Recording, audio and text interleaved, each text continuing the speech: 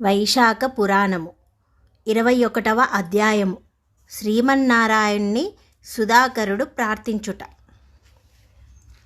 సర్వజ్ఞాని చేసిన ఉపదేశమును పాటించి సుధాకరుడు పోయిన రాజ్యాన్ని తిరిగి దక్కించుకున్నాడు.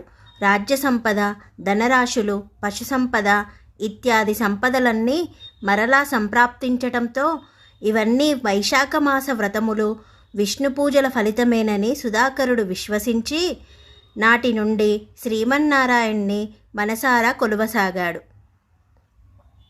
తనకు దక్కిన అదృష్టమంతయు లక్ష్మీనాథుని చలవేననుకున్న సుధాకరుడు ఒకనాడు విష్ణుమూర్తి విగ్రహాన్ని బంగారముతో చేయించి తన పూజామందిరంలో ప్రతిష్ఠింప చేయించాడు. అత్యంత భక్తి శ్రద్ధలతోనూ ధూపదీప నైవేద్యాదులతోనూ నిత్యము ఆ శ్రీ మహావిష్ణువును పూజిస్తూ ఇట్లు ప్రార్థించాడు. ఓ లక్ష్మీవల్లభ, శ్రీమన్నారాయణ, నేను మహాపాపిని.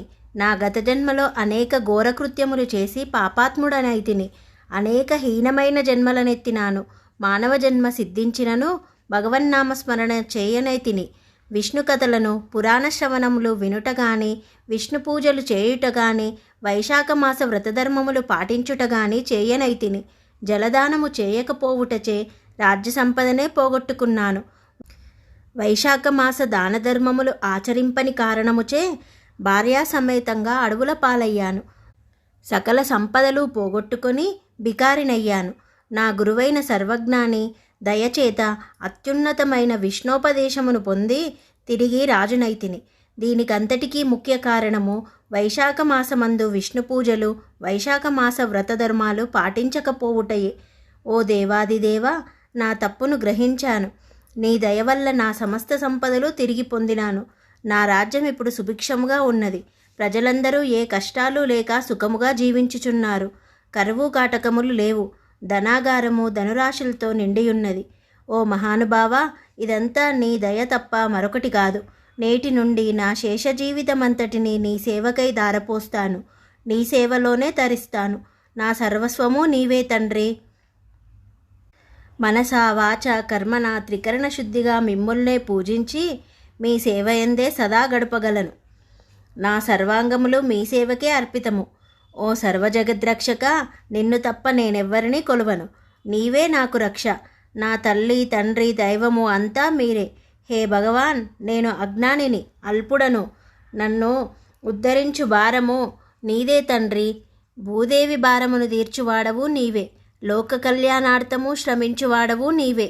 ఈ సమస్త చరాచర జీవకోటికి, ప్రకృతికి, నదీ నదములకు, జంతుజాలములకు నీవే మూలాధారుడవై ఉన్నావు. అట్టి నిన్ను మనస్ఫూర్తిగా మ్రొక్కుతున్నాను. నా మొర ఆలకించి నన్ను ధన్యుణ్ణి చేయుము తండ్రి. ఇదిగో ఇవే నా మనఃపూర్వక భక్తి నమస్కారములు. అందుకొని దీవించుము తండ్రి అంటూ పరిపరి విధాలుగా ప్రార్థించాడు. కళ్ళ వెంట ఆనంద బాష్పాలు జలజలా రాలసాగాయి. భక్తి తన్మయత్వంలో మునిగిపోయాడు.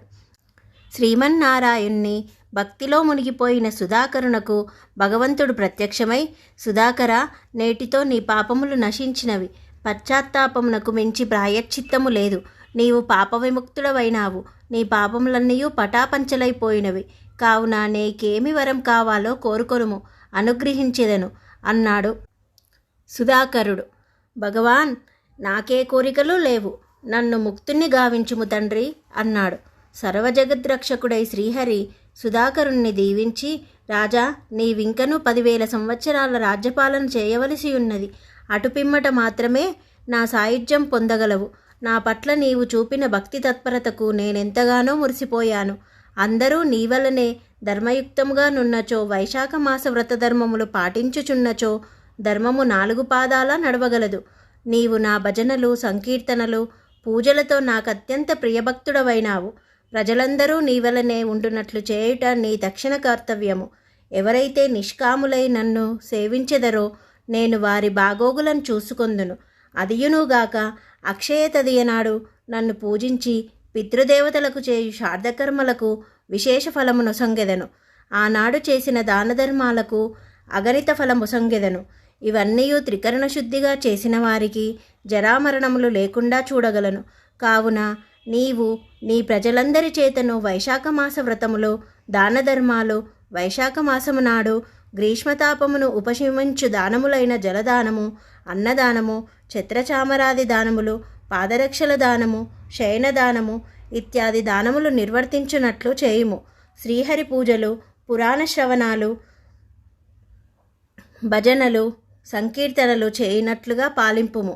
నీకు సర్వశుభములు కలుగుగాక అంటూ దీవించి అదృశ్యమయ్యాడు. 21వ రోజు పారాయణ భాగం సమాప్తం.